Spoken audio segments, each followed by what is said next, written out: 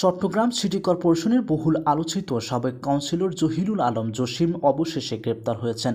Cancer আক্রান্ত স্ত্রীর জামিনের আশায় বুধবার গভীর রাতে তিনি নিজেই পুলিশের কাছে ধরা দেন বলে জানিয়েছেন একাধিক সূত্র।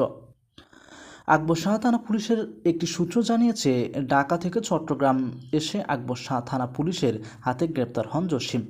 এর আগে গত 17 ফেব্রুয়ারি আকবর শাহ থানা এলাকায় একটি আবাসিক ভবনে জসিম লুকিয়ে আছেন এমন খবর একদল লোক পুরো ভবন ঘেরাও করেছিল। তবে পুলিশ অভিযান চালিয়েও তাকে খুঁজে পায়নি।